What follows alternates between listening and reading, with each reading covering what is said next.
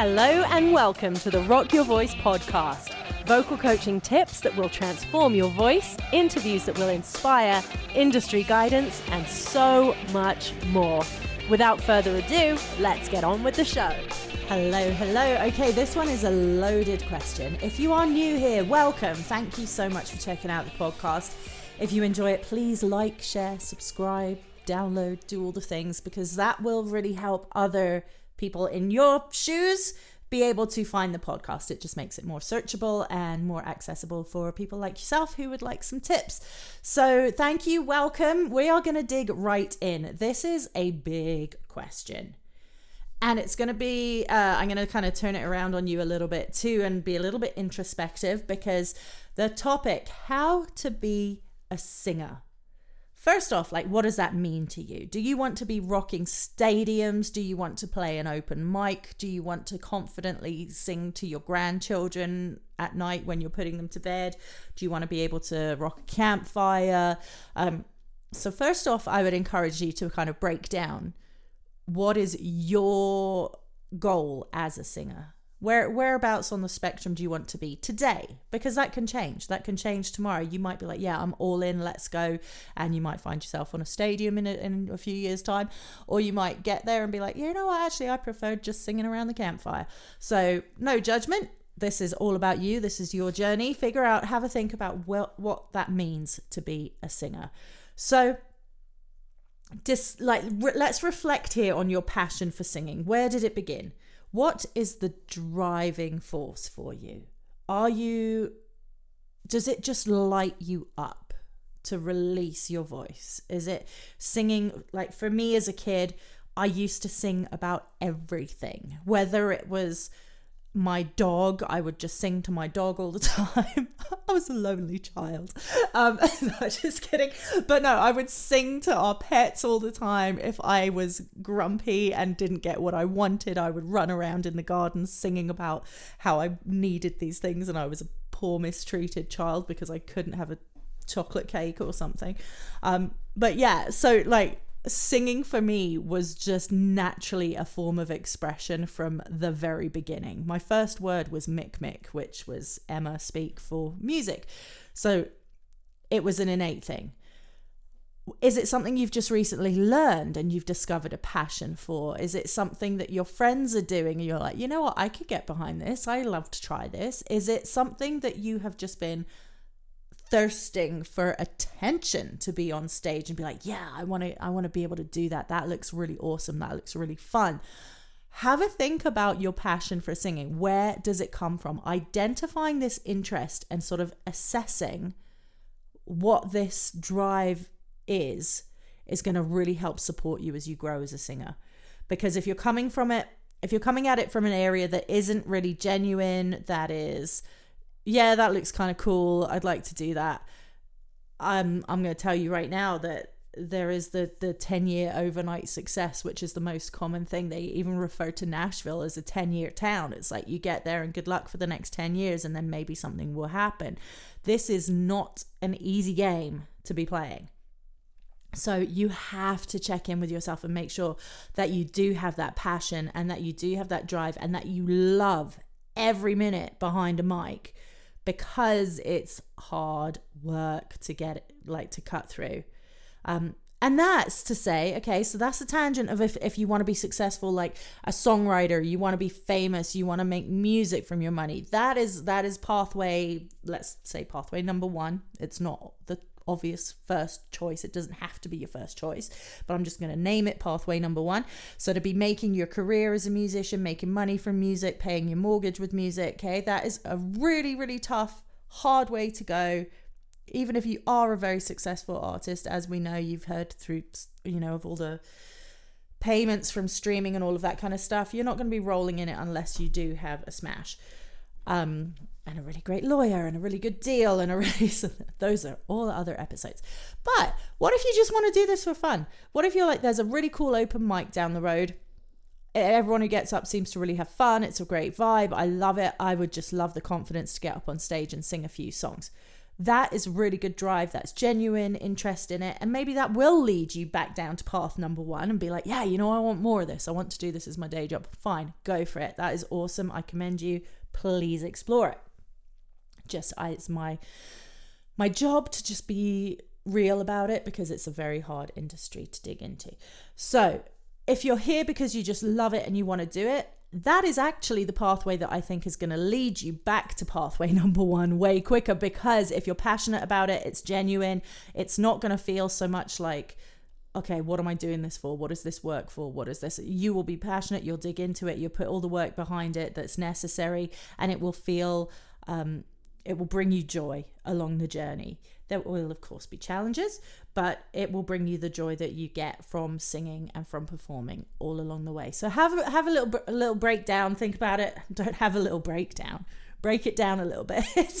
Don't want anyone having a breakdown on this first intro of how to be a singer.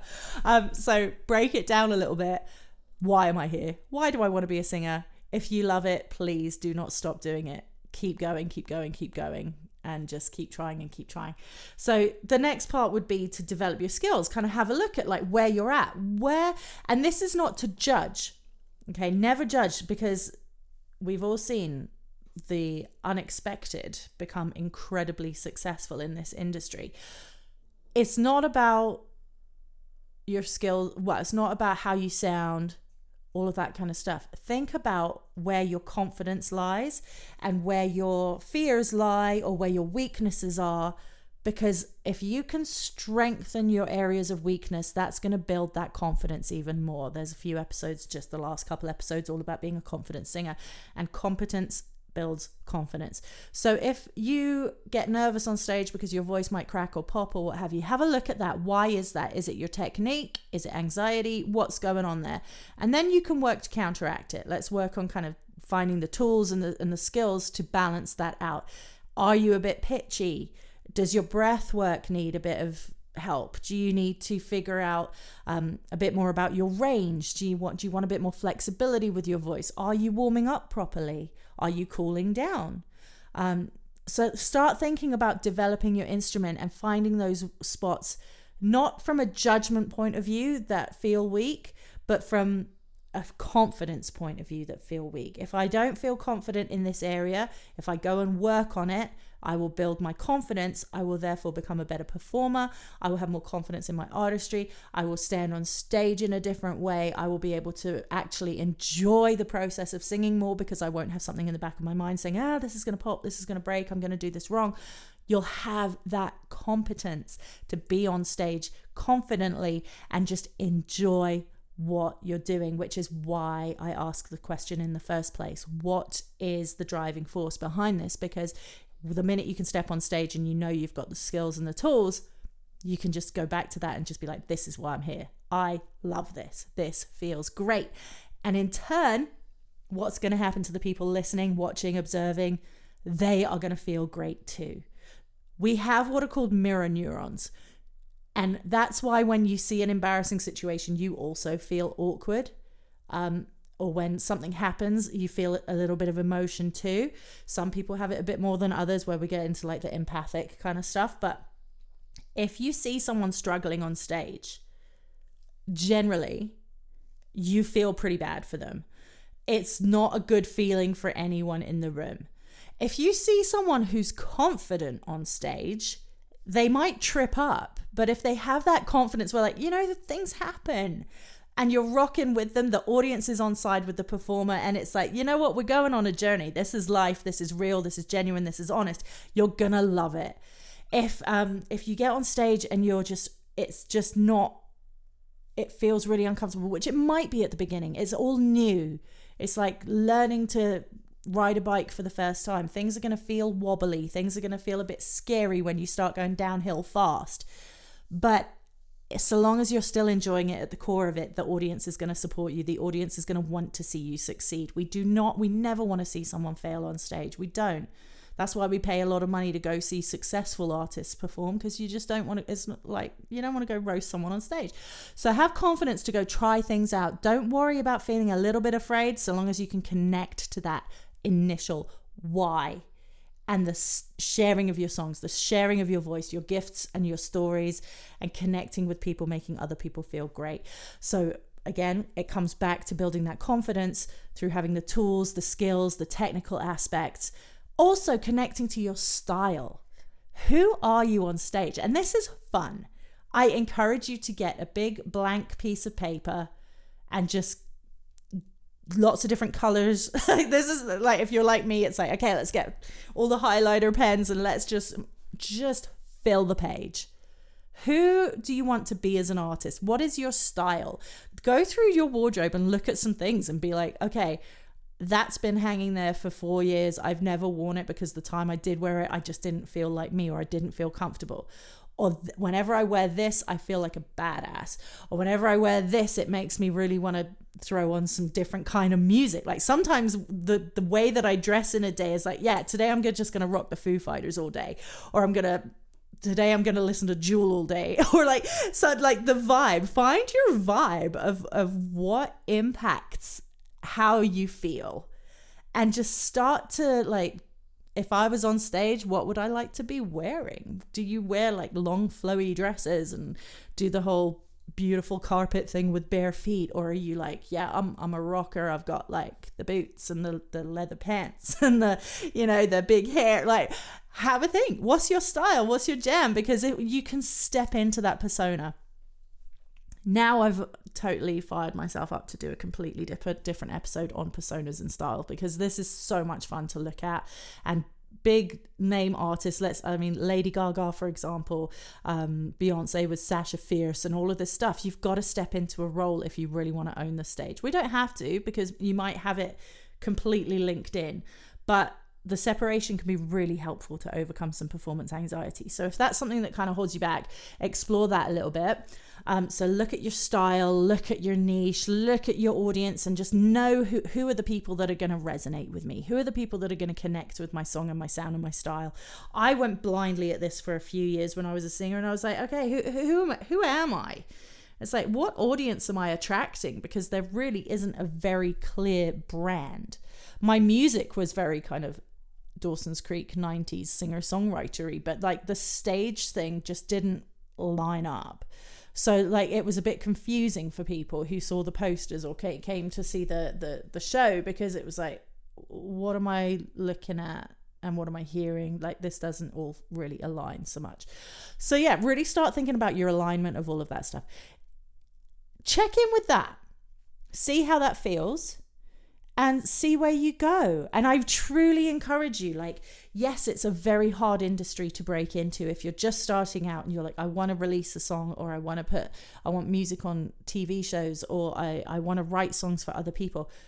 Go ahead, explore it. There's so many different avenues that you can go down in this industry. It's not easy because it's not regulated in the sense that you learn this, you get that certificate, you can probably line up that job. X plus Y does not equal Z in this industry. And networking is huge. Be nice to everyone on the way up, because you're going to need them on the way back down. But stay true to yourself too. So yeah, there's a lot of different elements and a lot of moving parts here, but I would start off with really digging into your why, really connect to your genuine voice, your message, why you're there, why you're on stage, why you're doing what you're doing, because that's going to really carry you. Figure out any of the flaws, your weaknesses, your strengths, lean into your strengths, build confidence with your strengths, and start to build on your weaknesses so that you have those kind of polished out a little bit. And don't confuse natural, genuine sounds and effects and things that are very natural and specific to you and your voice as a weakness, because that can sometimes be the gold. That is sometimes what's going to make you stand out as an artist. So just be aware, how do these things make me feel? If it's something that sounds a bit different, that is a bit unique, that's not necessarily something you need to polish out. But if it's something that really knocks your confidence, or if you don't like how it sounds or you don't like how it feels, then you can find the tools and techniques to polish that up and strengthen it. But don't judge things that are unique, genuine, and different to your voice and your sound and your style, because that might just be the thing that puts you down path number one and pushes you to the front of the line too. So explore, Dig in. Who are you as an artist? Why are you wanting to be a singer? What is it that you love about it? What angle do you want to go down? Do you write? Do you sing? Do you perform? Do you do all of that? Like, figure out kind of your path and what you want to do. And then if you need help with any technique, if you need help with any of these kind of things, let me know. We can dig into sort of artist mentor, artist development stuff, because I love helping people with this and getting you on the right track. If you need to kind of chat, send me an email. Emma@rockitvocalstudios.com. That's ROCKIT vocalstudios.com. And I would love to chat with you and learn a bit about your journey, or just message me, follow me on social media, Rocket Vocal Studios. Send me a message on Instagram. I love chatting with people on there too. So let me know how you're getting on. Let me know how your voice is feeling. Let me know how you're feeling about your performance, your career. Maybe you're a bit further down the line. Let me know. I would love to follow you and support you in your journey. So let's go. Let's do this. Do not be disheartened. Always connect to your why and use that to fuel you and keep you going. Enjoy your music. Love what you're doing. Good luck. I'll talk to you soon. Thank you so much for listening to today's show. I really hope you enjoyed it. Please feel free to like, share, and subscribe. And if you do leave a review, it's really useful to help others discover the show. You can also check out the weekly vocal workout over on Patreon. I'll leave the links in the show notes, where you can access weekly vocal training from yours truly and totally rock your voice. Thanks again for listening. Check out Rocket Vocal Studios on social and on the web, and I look forward to seeing you again next time.